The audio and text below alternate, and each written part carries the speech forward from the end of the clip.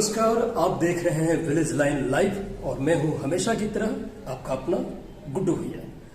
तो इस वक्त मैं गया नगरी में हूं और हमारे साथ हैं हार आदिवासी अधिकार मंच के जिलाध्यक्ष अनिल विश्वकर्मा।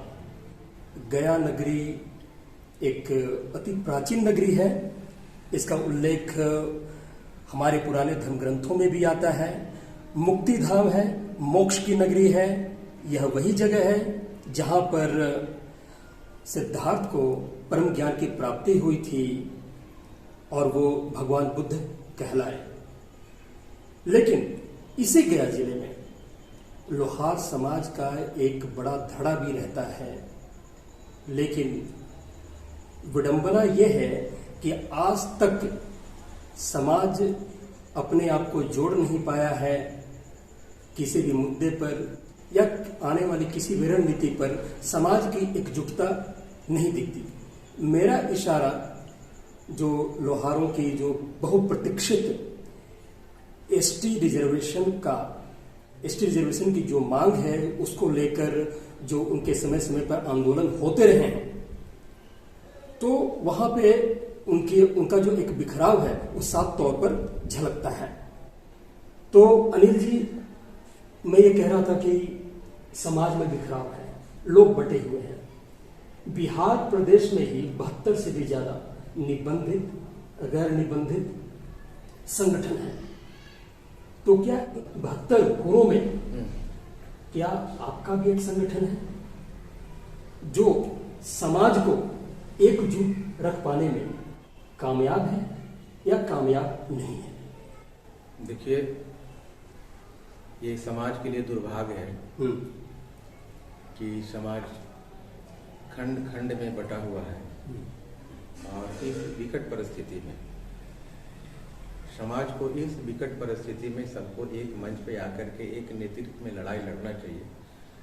क्योंकि जो लड़ाई हम आरक्षण के लिए लड़ रहे हैं, जो भी संगठन आरक्षण के लिए लड़ रहा है, उद्देश्य सबका एक ही है। बिहार में 7 से 8 संगठन अभी चल रहे हैं। सबका उद्देश्य एक ही है, आरक्षण की प्राप्ति करना। लोहारों का आरक्षण जो 1950 से जो वंचित रखा गया है, आरक्षण तो दे दिया गया लोहारों को, लेकिन जो आरक्षण से जो वंचित रखा गया है, सबका ध्येय, सबका उद्देश्य, सबका मांग यही है कि लोहारों को आरक्षण मिले। क्योंकि लोहारों का बाल बच्चे का भविष्य है, लोहारों का भविष्य इस आरक्षण से जुड़ा हुआ है। लेकिन इस समाज का दुर्भाग्य है कि खंड खंड में बंटने के कारण हम अपनी चट्टानी एकता का परिचय नहीं दे पाते हैं, जिसका कारण है कि पॉलिटिकल पार्टी, जो भी बिहार के पॉलिटिकल पार्टी है, हम पिछले दिनों दिल्ली गए हुए थे। तो जब बीजेपी के प्रदेश अध्यक्ष सम्राट चौधरी से जब मेरी मुलाकात हुई और हमारे साथ थे अमित जी थे और एक शाहजहांपुर के अश्विनी जी थे, समाज के थे। तो उन्होंने कहा कि देखिए, आपका समाज खंड खंड में बटा हुआ है। समाज का कौन लीडर है, इसका नेतृत्व कौन कर रहा है, कौन नेता है, ये पता नहीं चलता है। और जब तक आप लोग एक मंच पे आकर के अगर लड़ाई आप नहीं लड़ते हैं, तो फिर आप ये समझिए कि लड़ाई जो है ना, अलग अलग टुकड़ों में बंट करके निरंतर पूरा जीवन लड़ते रहिए, कोई बात आपका सुनो। तो मैं यही कह रहा था कि सिद्धार्थ को यहाँ पर इस नगरी में, गया की धरती पर ज्ञान की प्राप्ति हो जाती है। लेकिन लोहार समाज के लोगों को जो आदि अनादि काल से और मौजूदा दौर में इस लोकतंत्रीय ढांचे में भी वो रह रहे हैं, यहाँ के रहवासी हैं, लेकिन अभी तक एक साधारण ज्ञान की भी शायद प्राप्ति नहीं हुई है। परम ज्ञान तो बहुत दूर की बात है कि वो एक साथ कैसे रहें, एक नेतृत्व के तहत कैसे चलें, तो ये अब तक सीख नहीं पाए हैं। इसी का नतीजा है कि दशकों से हमारी लड़ाई चल रही है एसटी आरक्षण को लेकर, लेकिन अभी तक हम कामयाब नहीं हो पाए हैं। 2 अगस्त को राजकिशोर जी ने एलवीएम के बैनर तले रेल रोको आंदोलन किया था। तो दावा किया गया उनके नेताओं द्वारा कि लाखों की भीड़ जुटी है। लेकिन हकीकत ये नहीं है। मैं भी वहां मौजूद था। महज 1000 की संख्या में भीड़ रही होगी और जाहिर सी बात है कि वहां के प्रशासन ने, रेलवे ने आसानी से उस आंदोलन को कुचल दिया, वहां से खदेड़ दिया। और यह बहुत ही शर्मनाक बात है कि वहां पर लोहारों की भीड़ जुटी ही नहीं। तो मैं ये कहना चाहता हूं कि भीड़ जुटनी चाहिए थी। अगर केंद्र सरकार को एक मैसेज दिया जाना था, रेल रोको आंदोलन लोग करते हैं अपनी मांगों को लेकर, तो उस मांग में, उस आंदोलन में क्या आप और आपका मंच शामिल हुआ था? देखिए, हमारा मंच शामिल नहीं हुआ था और सोशल मीडिया के माध्यम से जानकारी थी और उसमें राजकिशोर शर्मा जी जो कार्यक्रम तय किया, सोशल मीडिया के माध्यम से हमने भी मैसेज दिया था कि भाई कोई भी कार्यक्रम करना हो तो जो भी मंच है सारे लोगों को आप इकट्ठा बुला करके सबकी सहमति से, सबकी राय से कार्यक्रम तय हो और उस कार्यक्रम करने से हम अपने मुकाम तक पहुंच सकते हैं।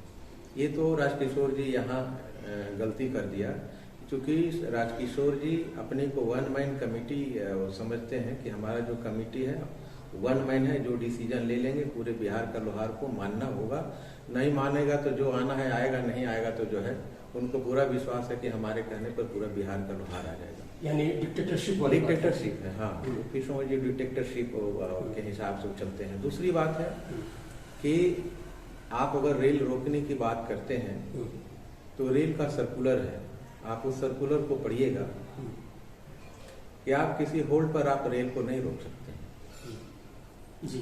अगर वैसा रोकना रहेगा तो बीच खेत से जो है पार करता है जहाँ कोई आबादी नहीं, वहां भी हम रेल रोक सकते हैं, लेकिन रेल का वैसा सर्कुलर नहीं है। अगर आप होल्ड पर रेल रोकते हैं तो जो मेल ट्रेन है, एक्सप्रेस ट्रेन है, तेजस ट्रेन है, राजधानी ट्रेन है, वो आपको नहीं रोकेगी। उसका भी गाइडलाइन है, रेल सर्कुलर का गाइडलाइन उसको दिया हुआ है कि आप 2 बार 3 बार 4 बार हॉर्न दीजिए। अगर पब्लिक हटती तो हटती है, नहीं तो जो है उसको गाड़ी रोकना नहीं है। अगर गाड़ी आ रही है तूफान में 130 के स्पीड में आ रही है, एकाएक ब्रेक लगाना पड़ेगा तो उसका उस पीछे से बॉगी उसका उतर जाएगा और मेजर एक्सीडेंट हो सकता है जिसमें कुछ भी हो सकता है। तो राजकिशोर शर्मा जी को हमने भी जो है एक मीडिया के माध्यम से उन्हें कहा था कि अगर करना है तो पटना आप कीजिए, उसमें हम लोग सारे लोग शामिल होंगे और जो भी दल के लोग करते हैं। उसके पहले हम देखे कि जो जन अधिकार पार्टी का रेल रोको कार्यक्रम हुआ था वो सारे स्टेशनों पर हुआ था। गया में हुआ था, वो तो चाहता जो है कष्ठा भी कर सकता था, वो चाहता था नेर में भी कर सकता था, लेकिन गया स्टेशन पर क्यों किया? स्टेशन पर होता कि वहां पे जो है पटना का भी रूट जाम हो जाता, हावड़ा रूट जाम हो जाता, दिल्ली रूट जाम हो जाता, क्या चलता, अरे लाठी डंडा चलता, ये सब तो आंदोलन में होता ही है। तो आंदोलन का तो जो है ये लिखा, आंदोलन का ये है स्वभाव है, ये तो होना ही होना है। लाठी डंडा गोली वोलो सब चलेगा। उसमें मीडिया भी हाईलाइट करता है, आपका जो कार्यक्रम को मीडिया भी हाईलाइट करता है। जो लाठी डंडा चलता, हाथ पैर टूटता, सर फूटता, वो मीडिया हाईलाइट करता। और जो ऊपर में केंद्र में बैठे लीडर भी देखता कि भाई इनका जो है आरक्षण की मांग है, इसके लिए लोहारों के साथ जो इनकी बर्बरता किया गया रेल सरकार के द्वारा या बिहार सरकार के द्वारा, तो कहीं न कहीं उनकी जो है राजकिशोर शर्मा जी का जो है ये डिसीजन गलत था। और इस तरह का कार्यक्रम गलत डिसीजन ले लेने से उसका बुरा प्रभाव समाज पर पड़ता है और आने वाले दिन में लोगों का विश्वास उठता चला जाता है। आरक्षण की मांग को लेकर राजस्थान में गुर्जरों का भी आंदोलन पिछले समय हुआ था और इससे पहले भी कई बार हुए। तो उन्होंने तो पटरियां भी उखाड़ी, रेलवे ट्रैक पर उन्होंने ट्रेनों को रोकी। तो आंदोलन में तो ये सब चलता ही है ना। तो लेकिन कहने का मतलब कि आंदोलन को तो वैसे भी सफल नहीं होना था जब भीड़ नहीं थी, यहाँ तो तादाद ही नहीं थी ना। तो लेकिन मेरा ये कहना है कि अपनी शक्ति का प्रदर्शन तो किया जाना चाहिए था, भले ही वो हार्ड ही क्यों ना हो। जब आंदोलन होता है तो हर चीज कायदे कानून से नहीं होता है। एक ये रोष होता है जो कि कायदे कानून तोड़कर भी किए जाते हैं। नहीं गुरु जी, एक चीज इस पे कहना है कि आप रेल रोको कार्यक्रम जब अनाउंस किया आपने तो आपको हर जिले में जाना चाहिए था, उसकी तैयारी ये चीज है। हर जिले में, हर प्रखंड में जिला जो नेतृत्व करता है उस नेतृत्वकारी साथी से मिलना चाहिए था, उनको जिम्मेदारी देना चाहिए था कि हम इतनी संख्या में पहुंचे कि दानापुर से पटना तक के लोगों एकदम रेल पटरी पर बैठाने जाए। उन्होंने राजकिशोर जी ने बकायदा लोगों से एक कम्युनिकेशन नहीं बनाया, कम्युनिकेशन लोगों को विश्वास में तालमेल नहीं बिठाया, जनसंपर्क नहीं किया। हाँ, जनसंपर्क नहीं किया, लोगों को विश्वास में नहीं लिया, तालमेल नहीं बिठाया, और वो सिर्फ एक सोशल मीडिया के माध्यम से, व्हाट्सएप चैनल के माध्यम से, एक व्हाट्सएप ग्रुप जो समाज का जो चलता है उसके माध्यम से मैसेज दे करके, और ये चाहे कि हम पूरा जो एकदम लाखों लाख के भीड़ लग जाएगी। तो भाई यहाँ तो देखिए है क्या ना गुड्डू जी, कि अगर आप कार्यक्रम करते हैं तो जो 7 गुट चल रहा है, अगर आप कार्यक्रम करते हैं, मैंने राजकिशोर शर्मा का कैमूर में एक कार्यक्रम था, तो वहाँ राजकिशोर शर्मा जी भी आए हुए थे। कैमूर रामगढ़, कैमूर में एक रामगढ़ छोटा सा बाजार है, तो वही कार्यक्रम था, वहाँ भी हमको भी जो है निमंत्रण दिया गया था, हम भी गए थे उस कार्यक्रम में, हमारे भी हम भी शामिल हुए थे। तो राजकिशोर शर्मा ने अपने भाषण के क्रम में कहा कि हम मार्च अप्रैल महीना में गांधी मैदान को भरेंगे।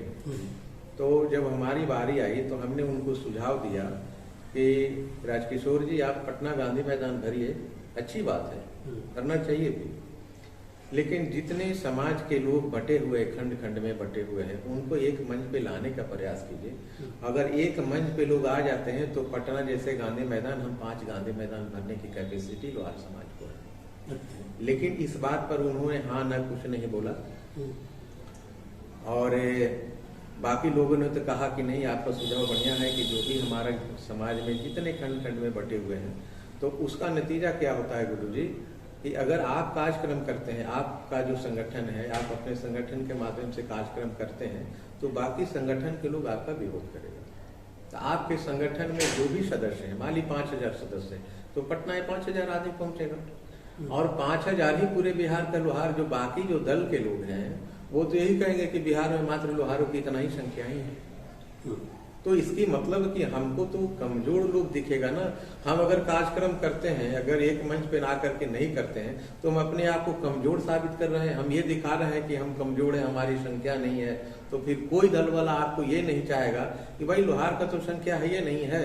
अगर कभी भी देखिए आप पंचायत लेवल का जो है त्रिस्तरीय पंचायत चुनाव हो, या विधायक का हो, या एमपी का हो, लोहार के पास इसलिए सोच करके नहीं जाता है कि जाने से कोई लाभ नहीं है, न जाने से कोई फायदा है, नुकसान भी नहीं। ये है जी। तो से अनिल जी कह रहे हैं कि भाई राजकिशोर जी को बाकायदा जनसंपर्क किया जाना चाहिए था, आंदोलन करने से पहले जो क्षेत्र के और नेता जो है, हाँ, उनको विश्वास में लिया जाना चाहिए था, क्योंकि जो लोकल स्तर पर जो समाज के जो प्रतिनिधि है, जो नेता भी कह सकते हैं, तो उनकी अपनी पकड़ है, समाज में उनकी पहुंच है, तो उनसे बात करनी चाहिए थी। और इस लंबी बातचीत के दौर के बाद, विश्वास में दिए जाने के बाद आंदोलन की रूपरेखा रखी जानी चाहिए थी, लेकिन ऐसा कुछ नहीं हुआ। तो कहीं ऐसा तो नहीं कि ये राजकिशोर जी का एक मीडिया स्टंट था महज? ये देखिए, मीडिया स्टंट हो सकता है, हम ये नहीं कहेंगे, लेकिन आप कोई भी स्टंट कीजिए, आपका कार्यक्रम तो फेलियर हो गया। लेकिन वैसा लेकिन वो तो दावा आप भी करते हैं कि ये एक मील का पत्थर मील का पत्थर तो साबित, क्या मील का पत्थर तो साबित हुआ। और हम कुछ भी कहते रहे, लेकिन समाज आपको क्या कह रहा है, आपकी भीड़ क्या दर्शा रहा है। आपने लाखों लाख, आप तो गुरुआ बोल रहे हैं कि हजारों की संख्या में थी, लेकिन वहाँ कुछ लोग हमको ये बताया कि 500 के अंडर में ही भीड़ थी, ज्यादा भीड़ नहीं थी। मैंने 1000 के आसपास, 1000 का, हाँ ज्यादा रखिए, 1000 के आदमी का संख्या, जबकि उन्होंने कहा कि लाखों लाख की भीड़ संख्या आने की उम्मीद है। तो कहाँ हुआ, वो तो टाई फिक्स हो गया, ढाक के 3 पात हो गए। जी। लोहार आदिवासी संघर्ष मंच के जहानाबाद के जिलाध्यक्ष धनंजय जी, उन्होंने हाल में सोशल मीडिया के थ्रू जानकारी लोगों को दी है, जनसंपर्क भी कर रहे हैं, कि वो 22 अगस्त को सभी जिलों में अपील की है कि सभी जिलों में ये समाहरणालय का घेराव करेंगे और बिहार सरकार का 2 घंटे तक कामकाज ठप रखेंगे। तो क्या उनका ये जो आह्वान है, तो क्या इसमें आप शामिल हो रहे हैं? या बहिष्कार कर रहे हैं, या इसको किस नजरिए से देखते हैं? गुरु जी, पहली बात तो है कि जो उनका जो पंपलेट है जी, पंपलेट हम पढ़े हैं, वो जो व्हाट्सएप ग्रुप में आया हुआ था, उसमें वो नीचे लिखे हैं धनंजय कुमार, प्रदेश अध्यक्ष, समन्वय समिति बिहार जी। तो पहले तो हम ये बता देना चाहते हैं कि समन्वय समिति है ही नहीं। अच्छा। उसका कहीं कोई रूपरेखा नहीं है, उसको डिजोल्व कर दिया गया है। लेकिन फिर भी ये कर रहे हैं कि हम प्रदेश अध्यक्ष समन्वय समिति का, ठीक है, मैं मान भी लेता हूँ। आपका प्रदेश समन्वय समिति अध्यक्ष है तो जिला कमेटी भी हर जगह होगी। तो आप प्रदेश समन्वय समिति के बैनर तले अगर कार्यक्रम कर रहे हैं तो कहाँ कहाँ आपका जिला में, कौन कौन सा जिला में आपका कमेटी फॉर्म में है, ये उनसे पूछा जाना चाहिए। ये उनको गठन करना चाहिए। गठन करके ये कार्यक्रम रखना चाहिए पूरे बिहार में। हमको नहीं लगता, जहानाबाद में भी नहीं है कार्यक्रम जो कर रहे हैं। जहानाबाद में भी जो है समन्वय समिति का जो है कमेटी का गठन नहीं है, कहीं नहीं, कमेटी है ही नहीं। तो उनको अगर प्रदेश अध्यक्ष है आप, तो आपको पूरे बिहार में इसके एक कमेटी गठन करना चाहिए था। और एक गठन कर करके, और आप अगर करते तो कोई करता या नहीं करता, प्रदेश समन्वय समिति का जो कमेटी आपका जिला कमेटी हो, तो जिला कमेटी के माध्यम से आपका जिला का घेराव होता। लेकिन आप अनाउंस कर दे रहे हैं, तो आपका कहाँ कौन कमेटी है, कौन कमेटी किसको कर रहे हैं आप? यहाँ तो संगठन सब अलग अलग चल रहा है, आप किसको अनाउंस कर रहे हैं? पहले तो उनको ये कंफ्यूजन खुद है अपने आप में कि भाई हम नीचे लिखे हैं प्रदेश समन्वय समिति का अध्यक्ष, तो आप अनाउंस किसको कर रहे हैं? आप अपने संगठन को कर रहे हैं, तो आपका संगठन कहाँ है? नहीं, वो बताते हैं कि जो लोहार समन्वय समिति जो है वो एक्चुअली वो अपना बताते हैं कि तकरीबन 20 या 22 जिले हैं जहां पर स्थानीय स्तर पर अलग अलग संगठन हो सकते हैं। या जैसे आपका लोहार आदिवासी संघर्ष जो मंच है, तो उनका तकरीबन कई एक जिलों में, लगभग दर्जन भर जिलों में अपना भाई संगठन है, ठीक है। तो वो चीजें होंगी। और दूसरे संगठन है जैसे औरंगाबाद में अनुसूचित जनजाति जागृति मंच है, या इनकी एक बैठक हुई थी वैशाली में विगत दिनों में। तो सभी मंचों में अलग जो 20-22 जिलों के लोग वहां पे शामिल हुए थे। तो अपनी तरफ से समन्वय का काम उनको सौंपा गया था और समन्वय समिति गठित की गई थी और उनका अध्यक्ष उन्हें नियुक्त किया गया था। तो ऐसा वो बताते हैं। देखिए, उसमें उस कार्यक्रम में हम भी थे, जो वैशाली में जो कार्यक्रम हुआ था जी। और उस वैशाली कार्यक्रम में 22 जिला नहीं 18 जिले के लोग थे जी जी। और 18 जिलों की सहमति से इनको बनाया गया था। लेकिन बाद में हुआ कि भाई यहाँ 36 जिला है, 38 जिला है जी, सॉरी, तो कोरम तो पूरा हो नहीं रहा है। तो कम से कम 20-22 जिला होना चाहिए, तब कोरम पूरेगा, तभी जो है अध्यक्ष का हम मनोनीत कर सकते हैं या नाम का घोषणा कर सकते हैं। तो ये टेलीफोनिक बात कर करके 4 जिला से टेलीफोनिक बात किया गया और टेलीफोनिक बात कर करके जो उनकी सहमति लेकर के 22 जिला तक गिनती किया गया था। लेकिन वहाँ मौजूद 18 जिला ही लोग थे जी जी।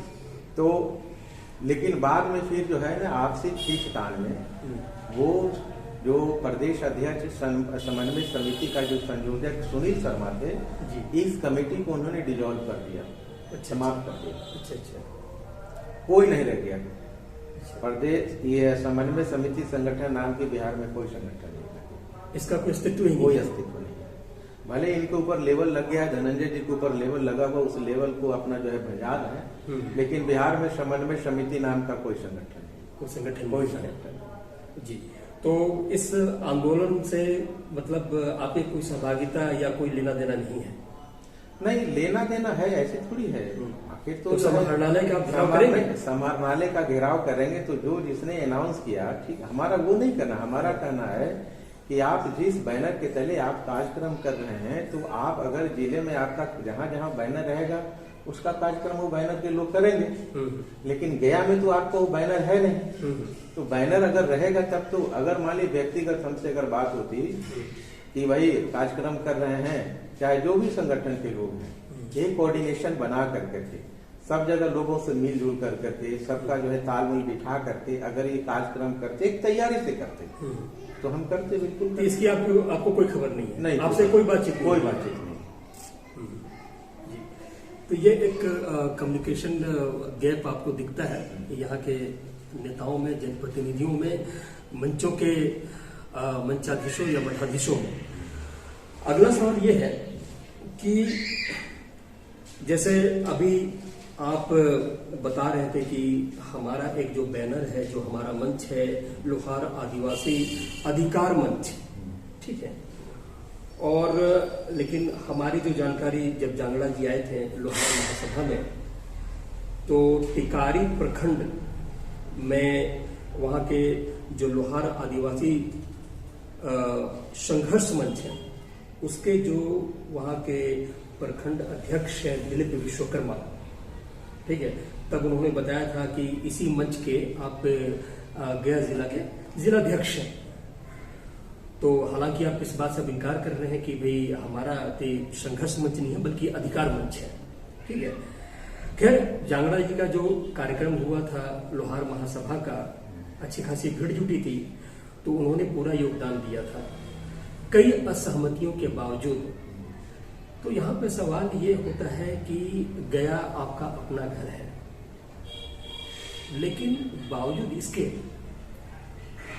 यहाँ पर भी प्रखंड स्तर पर, क्षेत्र स्तर पर अलग अलग संगठन, फिर उनके प्रमुख, ठीक है। तो इतनी असहमतियां क्यों हैं, विसंगतियां क्यों हैं? जब आप आंदोलन की बात करते हैं, समाज के को लेकर चलना चाहते हैं, तो गया क्षेत्र में ही इतना ज्यादा विरोधाभास है, आपस में बनती नहीं है, छत्रकों में तुतु में चलती हैं। तो इसको आप कैसे देखते हैं? गुरु जी देखिए, इसमें आप पहले जिक्र किए थे कि सिद्धार्थ को जब ज्ञान प्राप्त हुआ था जी, तो गया जो है ज्ञान की भूमि है। तो ज्ञान देने वाला जो है, जब सुजाता जब जाती थी वो जानवर चराने, तो देखती थी एक आदमी बैठा हुआ है, और उन्होंने कहा था, जब देखिए भूखे प्यासे 3 दिन से आदमी बैठा हुआ है, तो खीर लेकर के गई जी। और जब उसको कहा कि खीर खा लो, तुम बहुत दिन से भूखे प्यासे हो, तो जब उसने कुछ नहीं, टस से मस नहीं हुआ, तो उन्होंने कहा बिना के तार को इतना टाइट मत कर दो कि तार ही टूट जाए, इतना ढीला मत कर दो कि वो जो है आवाज ही नहीं निकले। तो मध्यम मार्ग का उन्होंने रास्ता अपनाया। तो लोहारों को मध्यम मार्ग का रास्ता अपनाना चाहिए जी, कि भाई बहुत लोगों में जो है, जो आपस में जो बिखराव है, किसी बात से मतभेद है, हमारा ये कहना है कि हमारा वैचारिक मतभेद हो सकता है, लेकिन हमारा मन भेद नहीं हो सकता। हम आज भी लोगों को कहते हैं कि जो संगठन जो भी जितने चलते हैं, गया में जो भी बहुत सा जो है आपस में भिन्नता है, मत की भिन्नता है, वो ठीक है। हमने इस पे पहल किया था, प्रयास किया था हम, और इसके गवाह रानीगंज के जनार्दन शर्मा जी हैं। उन्होंने प्रस्ताव लेकर के बैजनाथ शर्मा बोध गया आरा मशीन पर वो आए थे हमसे, अब बैजनाथ जी से बातचीत हुई थी, तो उन्होंने प्रस्ताव रखा था कि जो अलग अलग जो हम लोग मंच बना करके जो लड़ रहे हैं, काम कर रहे हैं, क्यों नहीं हम लोग एक मंच पे आकर के काम करते हैं। तो हमने कहा कि भाई आप इस पहल कर दीजिए, इस काम को आप पहल कर दीजिए, शुरुआत कर दीजिए, हम आपके डिसीजन के साथ हैं, आप जो फैसला लीजिएगा हम आपके फैसला के साथ हैं। और पंजाबी धर्मशाला चांद चौरा के पास जो है उन्होंने बैठक बुलाया, आपने खट्टे से बुलाया बेचारा, और उसमें सारे लोग आए। सारे लोग तो सामने तो सब जो है मिल गए, हिल मिल गए, सब रंग गुलाल अबीर सब एक दूसरे को लगाए, गले मिले। लेकिन बाद में कुछ लोग जो, जैसा कि बताया जाता है कि भीम जी हैं, दीना जी, उन्होंने कहा भाई कि उनका मिशन अलग है, हमारा मिशन अलग है, वो अपना अलग करेंगे, हम अपना काम अलग करेंगे। तो उसके बाद से भाई जो पहल था कि एक मंच पर लाने का, वो सफल नहीं हो सका। तो जैसे गया जिले की बात की जाए, गया क्षेत्र आपका है, तो यहाँ पर ही प्रखंड स्तर पर जो मतलब समाज को साथ लेके चल रहे हैं, उनका आप पर आरोप है कि आप अनिल जी, अमित हो गए, और भी दूसरे कुछ लोग, ये एक समाज में एक अलग ही ग्रुप लेके चल रहे हैं, और ये भी तानाशाह टाइप का अपना रवैया रखते हैं। ये भी किसी से विचार विमर्श नहीं करते, किसी की राय नहीं लेते, एकदम से आदेश पारित कर देते हैं, और दूसरी बात कि ये तुरंत किसी के औकात पे आ जाते हैं, तो काफी अहम है, काफी घमंड है, इस पे क्या कहेंगे? देखिए, हमारी एक कमेटी है जी, और जो भी हम लोग निर्णय लेते हैं किसी भी कार्यक्रम का, तो उसमें हम लोग बैठते हैं, विचार विमर्श होता है। विचार विमर्श के बाद ही कोई फैसला लिया जाता है। अगर जो कार्यक्रम 14 मई को जांगला जी का जब लेना था, तो उसमें हम लोग जो भी कमेटी के सदस्य हैं, सारे लोगों की बैठक हुई। आप बैठक में तय हुआ, उसका हमारे पास फुटेज भी है, जो बैठक हुआ, जब बैठक हुआ उसका फुटेज भी है। तो बैठक उसमें ये तो इस बैठक में दिलीप जी थे? हाँ, दिलीप फुटेज है। और भी प्रखंड के लोग थे? हाँ, सारे प्रखंड के, मैंने कम से कम 35-40 व्यक्ति थे। अच्छा। और उसमें राय विचार के बाद, और दिलीप जी और संजय जी का ही कहना था। जैसे हमने 26 फरवरी को गया में होली मिलन समारोह कार्यक्रम कर रहे थे, तो निमंत्रण हमने संजय जी को, दिलीप जी को ही निमंत्रण, क्योंकि हमारा जो है, क्योंकि अध्यक्ष होने के नाते दिलीप जी से ही ज्यादा बातचीत होती थी। तो दिलीप जी से बात हुई कि दिलीप जी, गया में 26 फरवरी को होली मिलन समारोह है, पूरे जिले के समाज के लोग रहेंगे, आप भी निमंत्रित हैं, आप भी वहां से 2-4-10 व्यक्ति आप आ जाएंगे। उन्होंने संजय प्रकाश जी से इस बात को रखा, तो संजय प्रकाश जी ने बोला कि नहीं, ये सब छोटा मोटा कार्यक्रम में हम लोग को नहीं जाना है, अगर कोई बड़ा कार्यक्रम उन लोग ले तो उसमें बोलिए, हम लोग आएंगे। तो खैर वो अलग विषय है। तो इसमें सारे कमेटी के उपस्थिति में विचार उपरांत, विचार विमर्श करने के बाद ही निर्णय लिया गया। और उस निर्णय के बाद, क्योंकि हमारा है कि जब एक कमेटी एक डिसिप्लिन है, अनुशासन है जी, आप अनुशासन में नहीं रहेंगे तो आपका कमेटी नहीं चलेगा। अगर मान ली कि आप फैसला ले लिए, और फैसला लेने के बाद आप उस फैसले के बाद में अगर कटाच कीजिएगा, तो वो तो भाई आप गलत कर रहे हैं, इसका मतलब कमेटी तोड़ने पर आप लगे हुए हैं। तो उस समय हार्ड एंड फास्ट तो हमको होना ही पड़ेगा कि भाई आपकी सहमति से बात हुई, तय हुई, और फिर उस लाइन से, लाइन लेंथ से हट करके आप अगर बात कर रहे हैं, अगर काज कर रहे हैं। मैं किसी व्यक्ति विशेष का नाम नहीं ले रहा हूँ। नहीं, मैं व्यक्ति नहीं, ये मन करे कि हर कमेटी का एक बायलॉज होता है, संविधान होता है। हम संविधान के तहत बात कर रहे हैं कि हमारे संवैधानिक प्रक्रिया के तहत जो भी निर्णय होता है सबकी सहमति से होती है, और जो सहमति से होता है वो एक डिसिप्लिन है। भाई जब हो गया, आपको अगर कोई गिला शिकवा हो तो जब कमेटी की बैठक होती है, कमेटी का नियम है कि भाई कमेटी का जो भी शिकवा शिकायत है कमेटी में बात को रखिए। अगर कमेटी से बाहर आप बात रखते हैं तो इसका मतलब किसी व्यक्ति को आपने अवहेलना करते हैं या नीचा दिखाने का काम करते हैं, ये तो अनुशासनहीनता वाली बात है। तो उस समय तो आदमी हार्ड एंड फास्ट रहेगा ही रहेगा। तो अब इसमें अगर कहीं इसी अनुशासनहीनता के आरोप में अगर कहीं किसी को हमने बोला होगा तो उनको मन में आहत हो गया होगा, तो लगता होगा कि भाई ये डिटेक्टरशिप चलाते हैं, ये हार्ड एंड फास्ट है। तो उनकी अपना समझ है, अपना सोच है, लेकिन भाई कमेटी लेके चलने के लिए वो सबकी राय बन गई, तो अगर लाइन लेन से हट करके बात करेंगे तो अनुशासनहीनता। जांगड़ा जी का जो यहाँ पर आगमन हुआ था, आप लोगों ने लोहार महासभा का आयोजन किया था, उसमें दिलीप विश्वकर्मा जी भी काफी भीड़ लेकर आए थे और उन्होंने फंड भी काफी अच्छा इकट्ठा किया था, काफी मेहनत की थी। हर पंचायत में गांव-गांव वो घूमे, और जब वो सभा स्थल पर पहुंचे तो जांगड़ा जी के आगमन के बाद मत से कई बार उनका नाम पुकारा गया, लेकिन दिलीप जी नहीं आए। ये दिलीप जी की नाराजगी थी या फिर आपका दिलीप जी को लेकर कोई उपेक्षा थी? आखिर ऐसा क्यों था? कोई किसी का उपेक्षा नहीं है गुरु जी।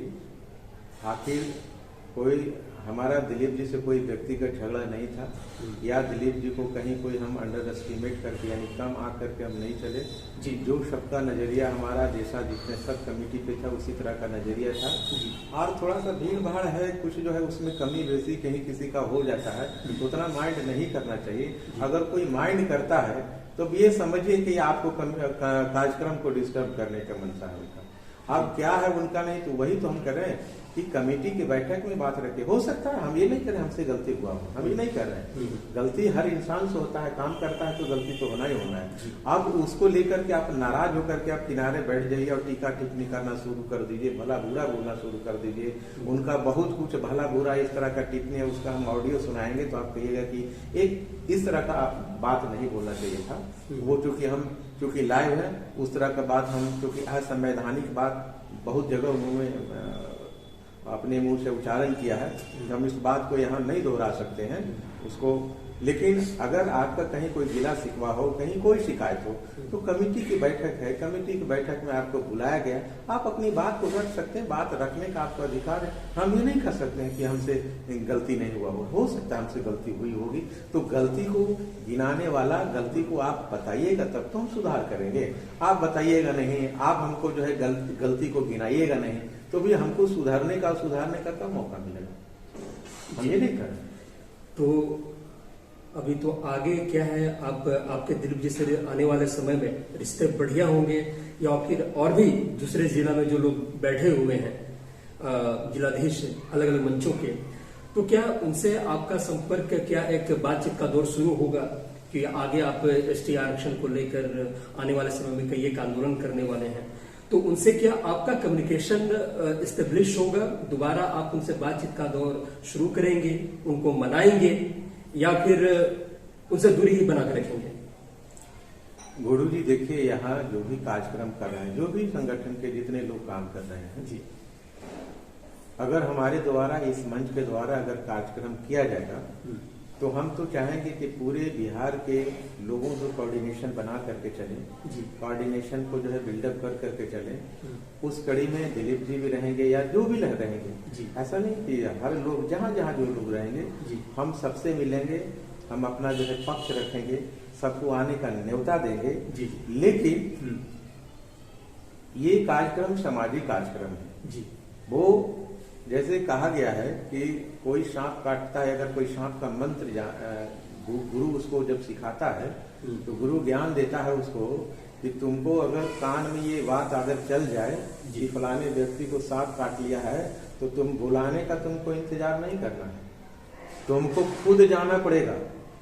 अगर बुलाने आएगा तुम्हारा मंत्र वहीं समाप्त हो जाएगा। तुमको जान गया, कान में बात चली गई तो तुमको जाना चाहिए, क्योंकि ये एक सामाजिक काम है।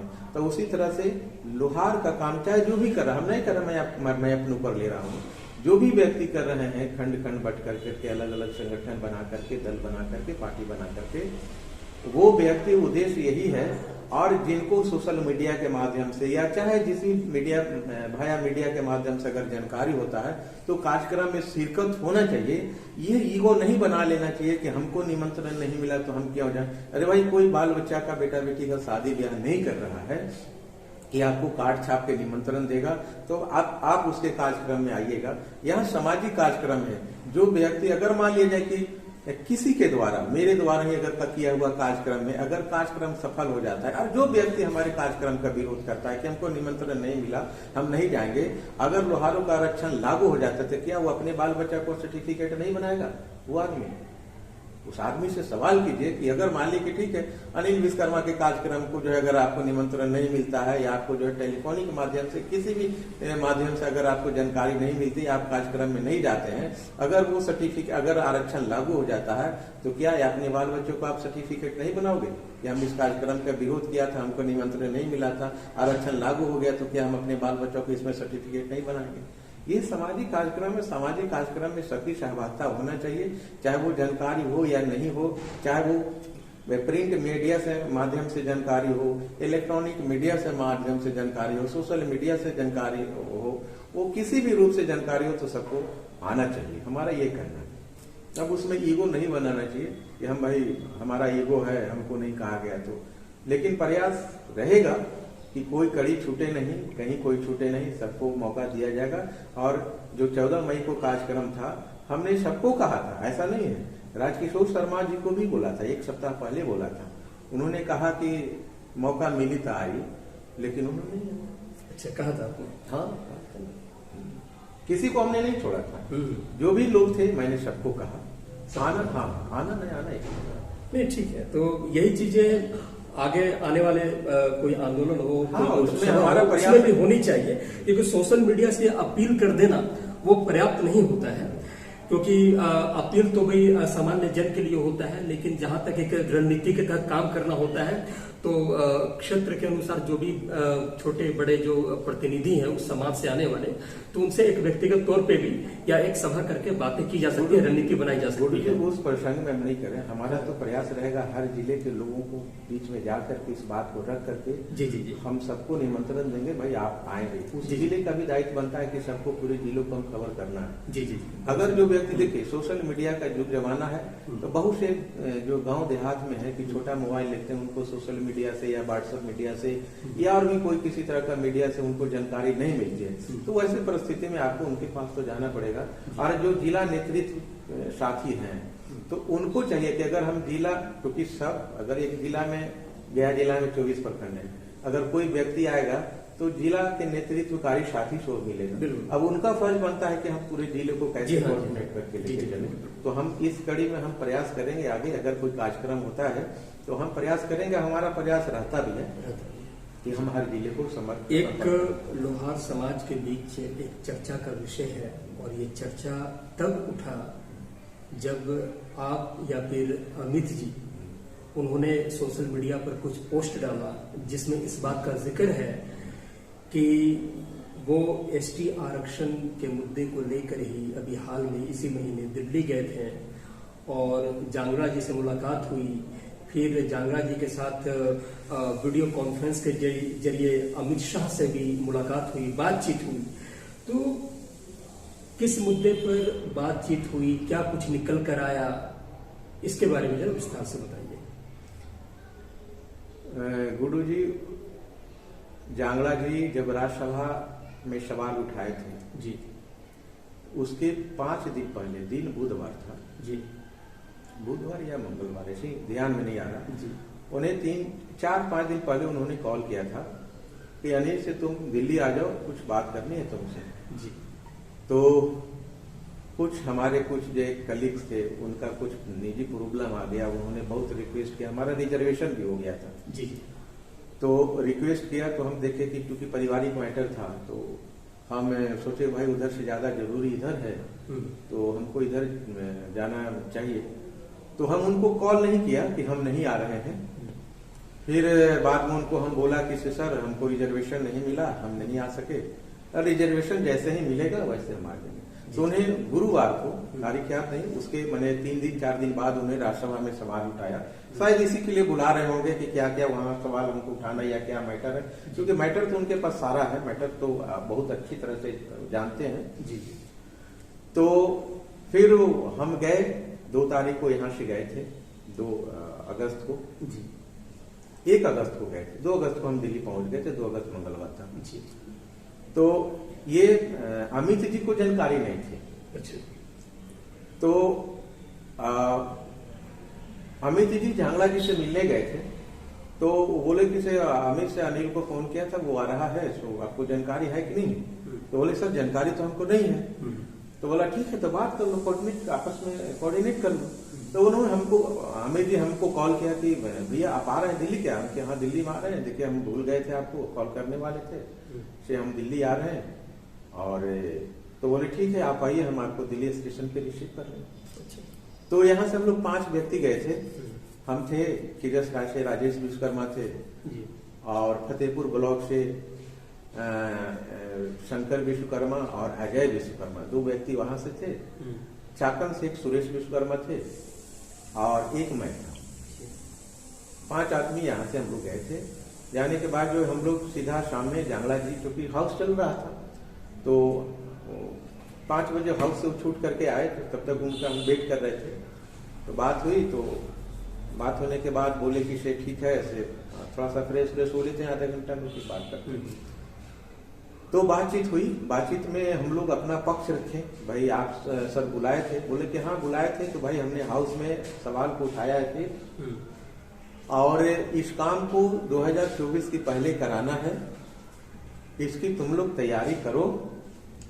और अगर जब तक तैयारी नहीं करोगे 2024 के बाद, इलेक्शन के बाद तुम्हारा कोई बात सुनेगा नहीं। अगर सरकार बन जाएगी तुम सर पटक के मर जाओगे, तुम्हारा कोई बात नहीं सुनेगा, जी। कोई व्यक्ति नहीं सुनेगा। एकदम डू एंड डाई वाली डू बात। एंड डाई माने एकदम सीधा जो है आर अभी या नहीं तो कभी नहीं। एकदम आर या पार की लड़ाई आपको लड़ना पड़ेगा। जी। एकदम जो आपने कहा कि अभी नहीं तो फिर कभी नहीं वाली बात है, और उस बात को आपको लेके चलना पड़ेगा। 2024 आपको बस यही मौका है, यही समय है आपके पास, फिर उसके बाद आपके पास समय नहीं है। फिर हमको भी कहोगे तो नहीं, हमने की तो ठीक है, इसमें हम लोग को करना क्या है। तो वो बोले कि से मैं गृह मंत्री से कल मिला था और गृह मंत्री से बातचीत हुई थी, तो गृह मंत्री को हमने कहा कि भाई लोहारों का जो काम है करवा दीजिए, और 40 लाख की आबादी लोहारों का है जी। ये 40 लाख लोहारों का वोट जो है अगर बीजेपी कर देती है काम, तो समझिए कि 40 लाख लोहार का वोट बीजेपी को एकदम ऑल टाइमर वोट हो जाएगा। तो उन्होंने हमको आश्वासन दिया है जी। तो हमारी कल फिर मीटिंग है गृह मंत्री के साथ। उनका पीए बोला कि सर आपका तो फिर कल में गृह मंत्री से आपकी मीटिंग है। बोला हाँ कल गृह मंत्री से फिर मीटिंग है। तो हमने कहा कि भाई तो हम लोग को मिलवा दीजिए गृह मंत्री से, हम भी अपना पक्ष रखेंगे, उनका भी जो है हम सुन लेते हैं बात को जी जी। कि उनका क्या मतलब ओपिनियन है, क्या मंतव्य है, उनका भी हमारे प्रति क्या सोच है उनका। तो बोले ठीक है हम बात करेंगे कि भाई उन लोग एक प्रतिनिधि बिहार से आया हुआ है, आप मिलना चाहते हैं तो मिल लीजिए। तो वो जब उनकी मीटिंग हुई तो मीटिंग में उन्होंने ये बिहार लोहार समाज का बात जांगला जी रखा। तो उन्होंने कहा कि जांगला जी अभी हाउस चल रहा है, हम अभी समय नहीं दे सकते, मैं बहुत व्यस्त हूं। तो बोले कि से आपसे अगर बात करना चाहता है तो भाई आप बात कर लीजिए।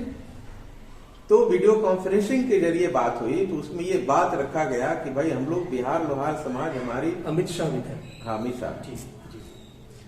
तो कि बिहार लोहार समाज 40 से 50 लाख आबादी हमारी है और हम निरंतर लड़ रहे हैं। हमको 2006 तक के अधिकार दिया गया और 2006 के बाद ये मात्रात्मक त्रुटि में फंसा दिया गया। अंग्रेजी में जो लोहारा होता है उसी को हिंदी में भी जो लोहारा पढ़ा गया और इस मात्रात्मक त्रुटि में फंसा करके हम अधिकार से वंचित कर दिया गया। सर हमारी जो डिमांड है, हमारा जो मांग है सर पूरा किया जाए और पूरे बिहार लोहार समाज अगर ये कोई भी दल करवा देता है तो उस दल के साथ आजीवन उसका साथ रहेगा, क्योंकि उसके बाल बच्चे का भविष्य का सवाल है। तो उन्होंने कहा कि इसे ठीक है, हम कि सर आपका हम कार्यक्रम भी लेना चाहते हैं, आप कार्यक्रम भी सर हमको दे दीजिए, ये हमारे समाज का सौभाग्य है, हमारे लिए सौभाग्य नहीं हमारे समाज के लिए भी सौभाग्य की बात है, आप हमको दे दीजिए समय। तो जांगला जी ने ऑन रिकॉर्ड ही बोला कि हम तो मंत्री जी हम तो ये गारंटी लेते हैं कि अगर आप कार्यक्रम करेंगे तो 1 लाख 2 लाख तो नहीं बता सकते हैं, 50,000 की भीड़ की मैं गारंटी लेता हूं। तो उस पर हम लोग कहा कि नहीं 50,000 ठीक है आप गारंटी ले रहे हैं, लेकिन कम से कम 2 लाख की भीड़, गृह मंत्री का कार्यक्रम अगर हो जाएगा तो 2 लाख से ऊपर भीड़ हो सकती है, नीचे भीड़ नहीं हो सकती है। क्योंकि बिहार में एक उबाल है, गृह मंत्री प्रधानमंत्री एक समझिए कि एक चेहरा है, इस चेहरा का मतलब ही कि लोग समझ जाएंगे कि हमारा काम अब होने वाला है। जी जी। तो इसलिए भीड़ में उबाल रहेगा। यही हम लोग से उनकी बातचीत हुई और आगे हम इस और अपना काम देख रहे हैं, कार्यक्रम हम लोग लेंगे और एक भव्य तरीके से कार्यक्रम पटना में होगा, तो इस ओर हम लोग काम कर रहे हैं। तो ये जो आगामी जो प्रस्तावित रैली है तो इसका भी कोई डेट फिक्स नहीं हुआ है कब रखी जाएगी, लेकिन अक्टूबर महीने में कभी भी हो सकती है। गुड्डू जी डेट तो फिक्स हो जाएगा, डेट तो हम लोग कल चाहेंगे कल डेट फिक्स होता है, इसमें अक्टूबर महीने में। हाँ ये कोई दो राय नहीं, लेकिन सवाल है कि अगर हम कार्यक्रम करते हैं, गांधी मैदान भी करते हैं कार्यक्रम, तो एक मोटा अमाउंट की जरूरत है। 35 से 40 50 लाख रुपए खर्च है, उसमें है कि आपका 5 लाख तो बुकिंग चार्ज लग जाता है गांधी मैदान का, 5 लाख स्टेज में है, फिर आपको जो है पूरा प्रचार प्रसार दुनिया चूंकि लगे कि ऐसा कार्यक्रम हो लगे कि जो है कहीं भी नजर कोई डाले तो लगे बिहार का ही जो है पोस्टर, लोहार समाज का पोस्टर दिखाई दे, उसमें एक लंबा खर्च है, उसमें हम लोग तो क्या फंड की समस्या रहेगी? हाँ फंड की समस्या, इसके वजह से थोड़ा सा हम लोग अभी संशय की स्थिति में हैं और हम लोग इस फंड का देख रहे हैं कहाँ से फंड आ सकता है, इस पर हम लोग विचार विमर्श कर रहे हैं। फंड का अरेंज जब जैसे ही हो जाएगा वैसे ही हम लोग टाइम हम लोग को मिल जाएगा, तुरंत मिल जाएगा, टाइम का मिलने में कहीं कोई दिक्कत नहीं है। कोई हमको कोई कंफ्यूजन नहीं। ये तो फिक्स डेट जो है वो तो फिर बाद में डिसाइड नहीं, तो सितंबर अक्टूबर में यहाँ रहेगा, सितंबर अक्टूबर में।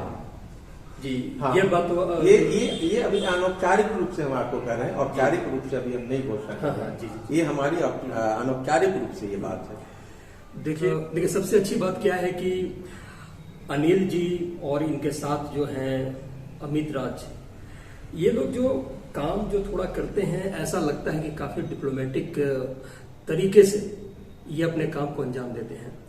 ये तय है कि जो एसटी आरक्षण का मामला है वो केंद्र सरकार के पाले में है और ये जनजातीय मंत्रालय के पास ये मामला अटका पड़ा है। तो जाहिर सी बात है कि इस मामले को अगर कोई सुलझा सकती है तो वो केंद्र सरकार ही सुलझा सकती है। अप्रोच बिल्कुल सही है। और अब रही बात कि एक राजनीतिक दल ये चाहता है कि जब आने वाले चुनावों में समाज विशेष के लोग उनका साथ दें, तो इसमें गलत कुछ भी नहीं है, क्योंकि लोहार समाज का बहुप्रतीक्षित जो एसटी रिजर्वेशन का मामला है वो सोल्व होने जा रहा है या हो सकता है।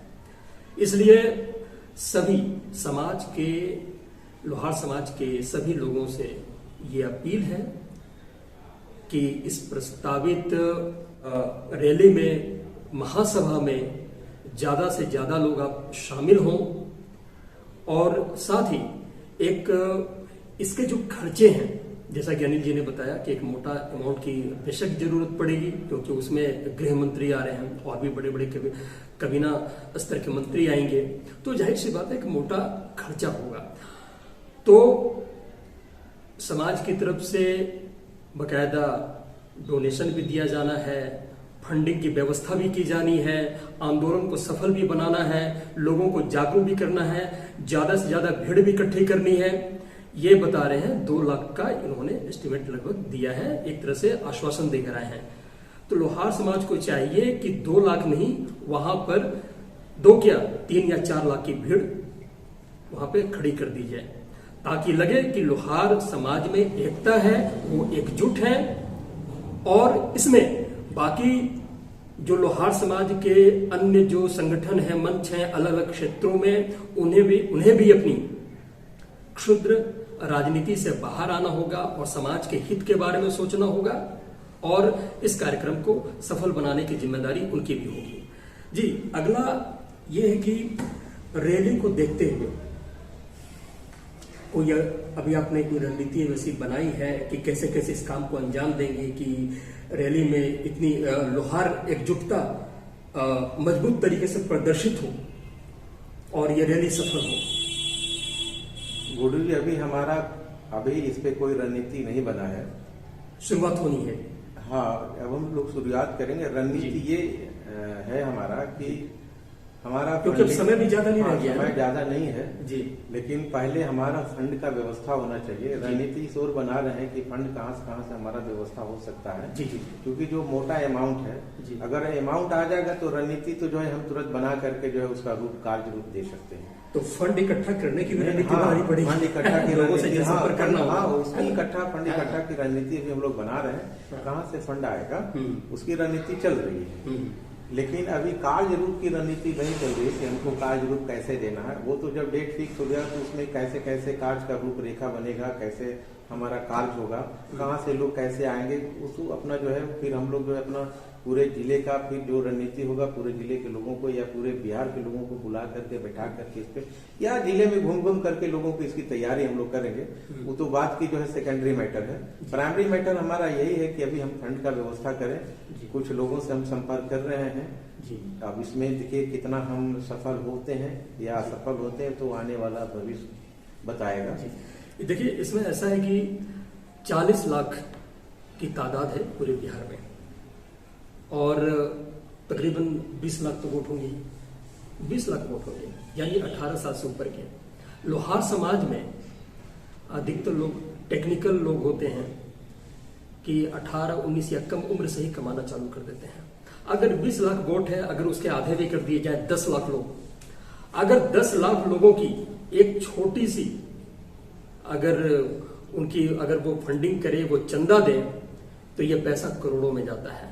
लेकिन इस तरह ईमानदारी चाहिए लोगों का डेडिकेशन चाहिए, समाज को लेकर जुनून चाहिए और एसटी आरक्षण की लड़ाई को लेकर एक जज्बा झलकना चाहिए।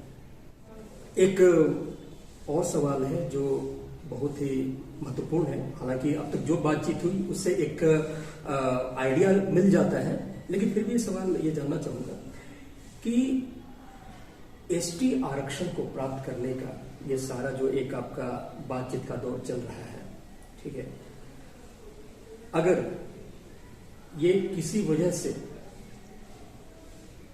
ये एसटी आरक्षण का भी आने वाले दिनों में 24 से पहले या उसके आसपास ये नहीं हो पाता है, एसटी आरक्षण बहाल नहीं हो पाता है, आपकी मांग पूरी नहीं हो पाती है, तो आगे की क्या रणनीति होगी या कैसे क्या करना है, या अभी इसके बारे में अभी कुछ सोचा नहीं आपने? अभी सारा ध्यान इसी पर है कि इसको कैसे बहाल किया जाए 2024 से पहले। ये हमारा आखिरी लड़ाई होगा 24 जी, और इलेक्शन के पहले जो कार्यक्रम भी होगा इलेक्शन के पहले होगा जी, और इलेक्शन के पहले एक सत्र और चलेगा जी, और जो शीतकालीन सत्र होगा जी, गृह मंत्री के द्वारा आश्वासन अगर मिल जाएगा कि कैबिनेट में पारित कर करके इसको हम जो है शीतकालीन सेशन में जो है पारित कर करके इसको एक्ट बना करके आपको रिजर्वेशन बहाल कर दिया जाएगा। अगर हमको ये संतोषजनक उनके तरफ से जवाब आता है जी, तब तो हम उनके साथ रहेंगे जी, और नहीं तो लोहार किसी का बनिहार नहीं है। ऐसा नहीं हम बीजेपी का झोला टांग के चल रहे हैं जी, अगर ये हमको लग जाएगा कि जो है बीजेपी की तरफ से हमारा ये काम होने नहीं जा रहा है जी, तो बिहार के लोहार की एक कैपेसिटी है, चाहे वो विधायक, चाहे वो विधानसभा हो, चाहे लोकसभा हो, जी, हमारी उतनी तादाद है जी, कि हम जिता तो नहीं सकते लेकिन हराने की 200% गारंटी गारंटी है। हाँ, कोई ऐसा विधानसभा नहीं है कि जहां हम 8,000 से 9,000 10,000 हमारी संख्या नहीं है विधानसभा में। जी, कोई ऐसा लोकसभा नहीं है कि जहां 50,000 से 1.5 लाख की आबादी नहीं।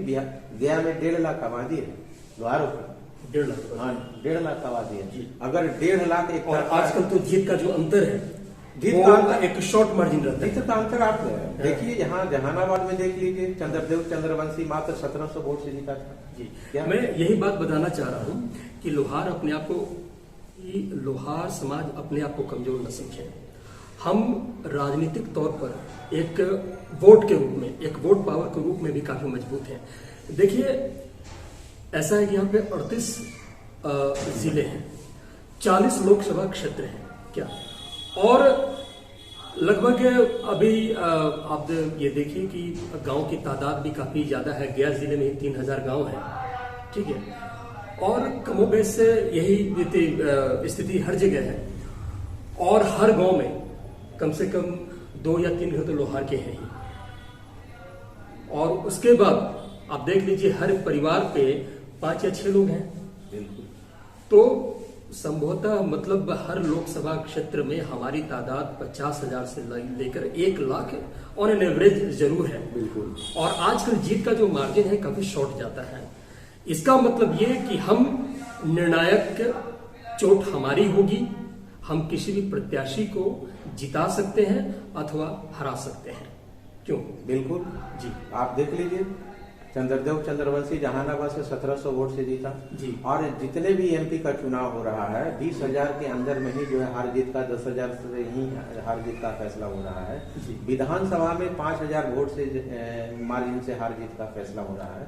तो ऐसा थोड़ी है कि विधानसभा में 5,000, विधानसभा में कोई किसी भी विधानसभा में लोहारों का 5,000 संख्या नहीं है, 5,000 से ऊपर की संख्या है। तो हम जिस समय हमारी 14 मई का कार्यक्रम हुआ था, उस मंच से जब हमको भाषण देने का मौका मिला था, तो उस समय भी बोले थे कि हमारी कैपेसिटी है, हमारी क्षमता है कि हम जिता तो नहीं सकते, हम हरा सकते हैं। अगर लोहार अपने आप पर आ गया तो उस दल को सिंगल डिजिट पर लाके खड़ा कर सकता, हमारी कैपेसिटी है।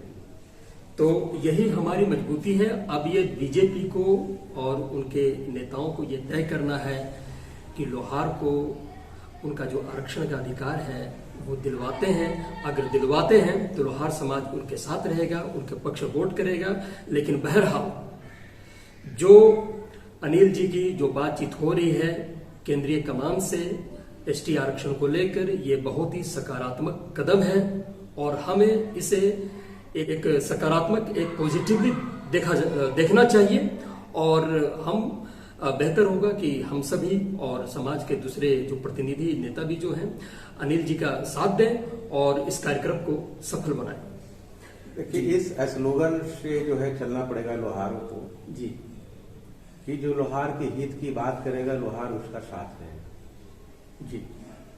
कोई भी दल हो, और करना है काम बीजेपी को करना है, किसी को करना है नहीं जी। और हमारा अगर काम नहीं हो रहा है तो हमारी एकता के कारण नहीं हो रहा है, हम अपना एकता का प्रदर्शित नहीं कर रहे हैं।